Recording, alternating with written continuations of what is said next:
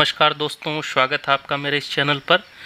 तो आज का हमने विषय लिया है कि कुंडली के जो 12 भाव होते हैं उसके अनुसार और जो नवग्रह हैं उनके अनुसार शरीर के कौन कौन से अंग उनसे संबंधित हैं, साथ ही उनसे जो रोग का विचार है विभिन्न प्रकार का, उसको किस प्रकार किया जाता है। तो इसके लिए आपको जानना अति आवश्यक है।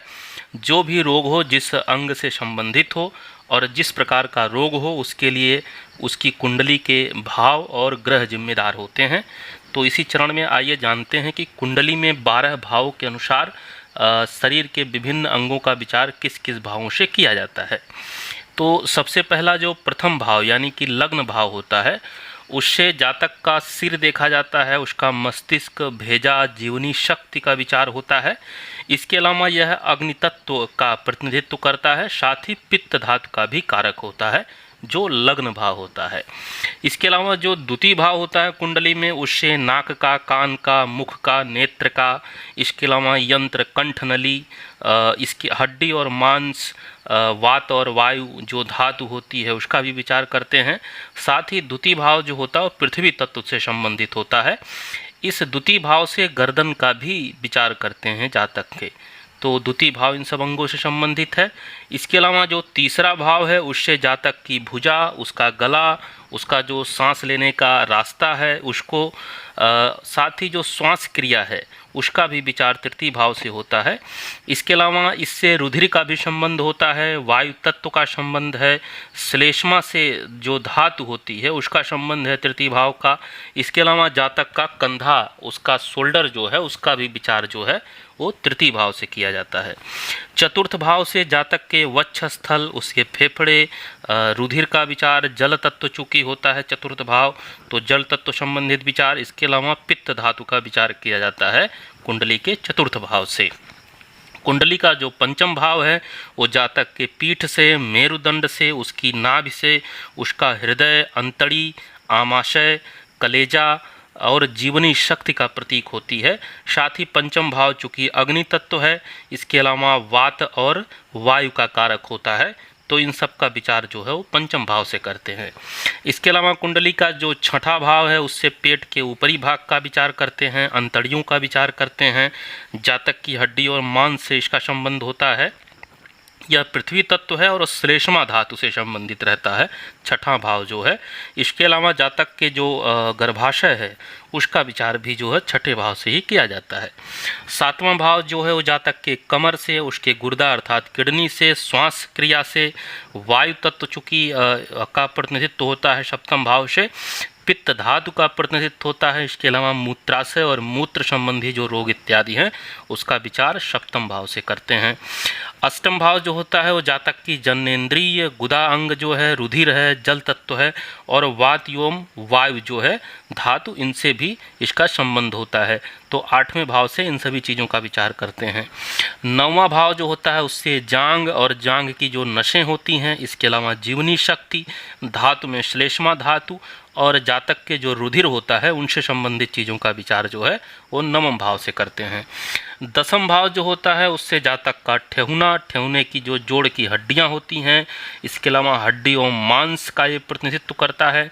साथ ही ये पृथ्वी तत्व से संबंधित है और पित्त धातु से संबंधित होता है। कुंडली का जो 11वां भाव है उससे छावा एवं घुटना और छावा और घुटना की जो हड्डी है उसका विचार, इसके अलावा नसें उसकी जो हैं उसका भी विचार करते हैं। यह श्वास क्रिया से संबंधित होता है। इसके अलावा वात और वायु का विचार भी यहाँ से किया जाता है चूँकि यह भाव जो है वो वायु तत्व प्रधान है। इसके अलावा ठगने का भी विचार जो है वो जो जातक का टगना होता है उसका भी विचार 11वें भाव से करते हैं। 12वें भाव से जातक के चरण, सुपति और पैरों की जो उंगलियां होती हैं, उनकी नसें हैं, जोड़ हैं, इन सब का विचार करते हैं। यह रुधिर तत्व का प्रतिनिधित्व करता है। इसके अलावा श्लेष्मा धातु का और जल तत्व का कारक होता है 12वां भाव।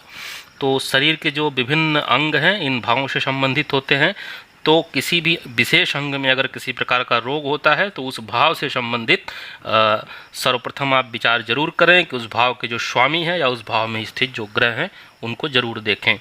इसके अलावा जो ग्रह होते हैं वो किस किस रोगों के कारण बनते हैं, इस पर भी विचार करते हैं। तो ग्रहों के अनुसार रोगादि का विचार कैसे होता है, जैसे सूर्य जो है वो अस्थि संबंधित, इसके अलावा अग्नाशय यानी कि पैनक्रियाज, मस्तक, नेत्र और जातक के हृदय पर प्रभाव डालता है। तो इनसे संबंधित जो रोग होते हैं उनका संबंध सूर्य से हो सकता है। इसके अलावा शरीर में जो मस्तक के बीचों बीच वहाँ सूर्य का स्थान माना जाता है, सूर्य का प्रभाव हमारी मस्तिष्क और हमारी बुद्धि पर रहता है। तो सूर्य इन सब रोगों का प्रतिनिधित्व करता है। तो अगर इनसे संबंधित कोई रोग हैं शरीर के जिस अंग में, तो उससे भाव से सूर्य का क्या संबंध स्थापित हो रहा है, इसका विचार जरूर करें। अब चंद्रमा से देखते हैं कि चंद्रमा से कौन से रोग देखे जाते हैं। तो चंद्रमा जातक के मन पर प्रभाव डालता है, इसके अलावा हृदय और शरीर के जल तत्व पर प्रभाव डालता है, क्योंकि चंद्रमा को जल तत्व माना जाता है। इसके अलावा जातक की जो कल्पना करने की शक्ति है वो भी चंद्रमा से उसका विचार होता है।